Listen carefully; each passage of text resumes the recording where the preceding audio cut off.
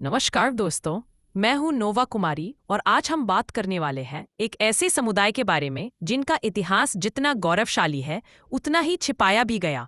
चमार जाति।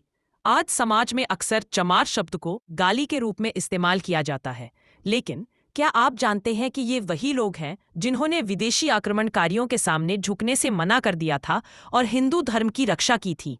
दोस्तों, इस वीडियो को देखने के बाद यकीनन आपकी सोच बदल जाएगी।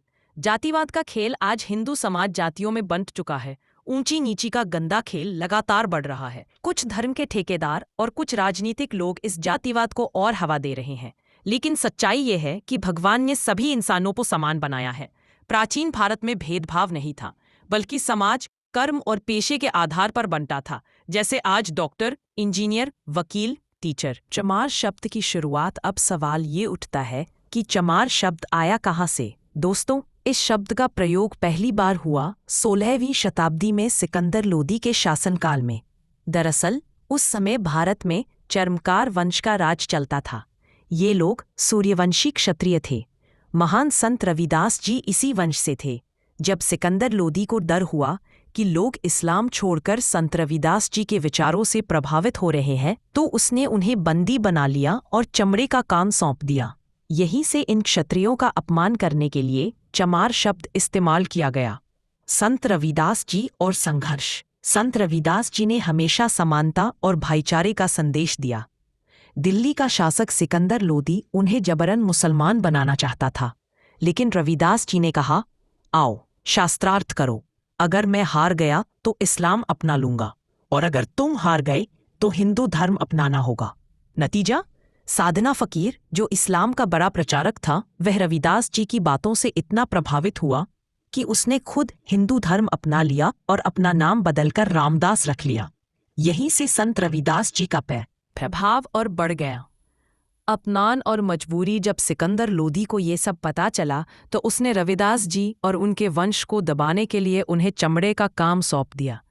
चमड़ा उस समय अशुद्ध माना जाता था, यानी क्षत्रियों को शूद्र बना दिया गया।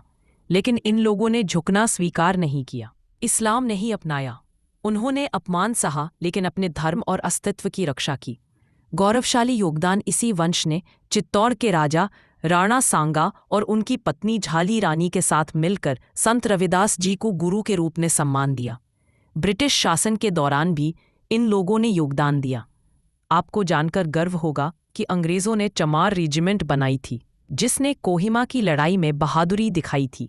यानी चमार जाति ने हर युग में अपने साहस और बलिदान से इतिहास लिखा है। आज का संदेश दोस्तों, सोचकर देखिए, अगर उस समय चर्मकार वंश के इन क्षत्रियों ने इस्लाम स्वीकार कर लिया होता तो शायद आज भारत में मुसलमानों की संख्या हिंदुओं से ज्यादा होती।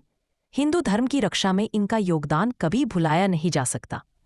तो क्या सिर्फ चमड़े का काम करने से कोई नीचा हो जाता है? बिल्कुल नहीं। आज समय है कि हम अपनी सोच बदलें।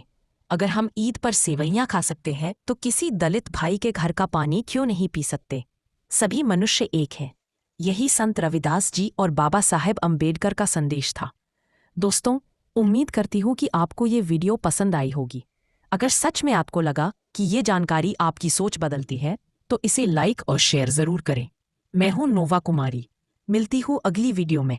धन्यवाद।